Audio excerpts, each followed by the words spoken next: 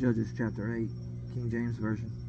And the men of Ephraim said unto him, Why hast thou served us thus, that thou callest us not, when thou wentest to fight with the Midianites? And they did chide with him sharply. And he said unto them, What have I done now in comparison of you? Is not the gleaning of the grapes of Ephraim better than the vintage of Abiezer? God hath delivered into your hands the princes of Midian, Oreb and Zeb, and what was I able to do in comparison of you? Then their anger was abated toward him, when he had said that. And Gideon came to Jordan, and passed over, he and the 300 men that were with him, faint, yet pursuing them. And he said unto the men of Succoth, Give, I pray you, loaves of bread unto the people that follow me, for they be faint, and I am pursuing after Zebah and Zalmunna, kings of Midian. And the princes of Succoth said, Are the hands of Zebah and Zalmunna now in thine hand, that we should give bread unto thine army? And Gideon said, Therefore, when the Lord hath delivered Zebah and Zalmunna into mine hand, then I will tear your flesh with the thorns of the bitter wilderness, and with briars. And he went up thence to Penuel, and spake unto them likewise. And the men of Penuel answered him as the men of Succoth had answered him. And he spake also unto the men of Penuel, saying, When I come again in peace, I will break down this tower. Now Zebah and Zalmunna were in Karkar, and their hosts with them, about 15,000 men, all that were left of all the hosts of the children of the east. For there fell 120,000 men that drew sword. And Gideon went up by the way of them that dwelt in tents on the east of Nobah and Jogbeah, and smote the host, for the host was secure. And when Zebah and Zalmunna fled, he pursued after them, and took the 2 kings of Midian. Zebah and Zalmunna discomfited all the host. And Gideon the son of Joash returned from battle before the sun was up, and called a young man of the men of Succoth, and inquired of him. And he described unto him the princes of Succoth, and the elders thereof, even 17 men.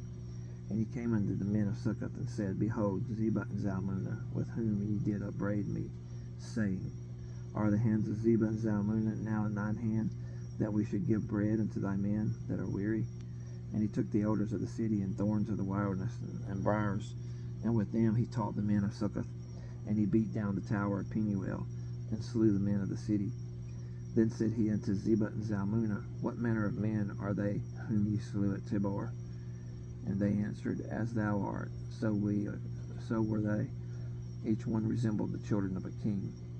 And he said that they were my brethren, even the sons of my mother. As the Lord liveth, if you have saved them alive, I would not slay you. And he said unto Jethro his firstborn, Up and slay them. But the youth drew not his sword, for he feared, because he was yet a youth. Then Zebah and Zalmunna said, Rise thou, and fall upon us, for as the man is, so is his strength. And Gideon arose, and slew Zebah and Zalmunna, and took away their ornaments that were on their camels' necks. Then the men of Israel said unto Gideon, Rule thou over us, both thou and thy son's son also, for thou hast delivered us from the hand of Midian. And Gideon said unto them, I will not rule over you, neither shall my son rule over you. The Lord shall rule over you. And Gideon said unto them, I would desire a request of you, that you would give me every man the earrings of his prey. For they had golden earrings, because they were Ishmaelites. And they answered, We will willingly give them. And they spread a garment, and did cast therein every man the earrings of his prey. And the weight of the golden earrings that he requested was 1,600 shekels of gold, beside ornaments and collars and purple raiment that was on the kings of Midian, and beside the chains that were about their camels' necks. And Gideon made an ephod there, and put it in his city, even in Ophrah.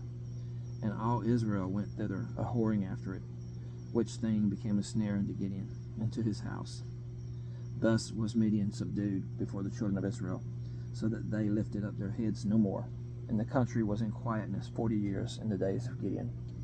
And Jerubbaal, the son of Joash, went and dwelt in his own house.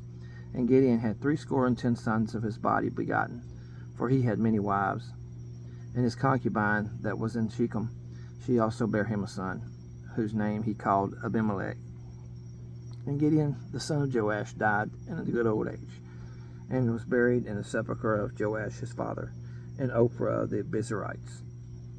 And it came to pass, as soon as Gideon was dead, that the children of Israel turned again and went whoring after Balaam, and made Baal-berith their god. And the children of Israel remembered not the Lord their God, who had delivered them out of the hands of all their enemies on every side. Neither showed they kindness to the house of Jerubbaal, namely Gideon, according to all the goodness which he had showed unto Israel.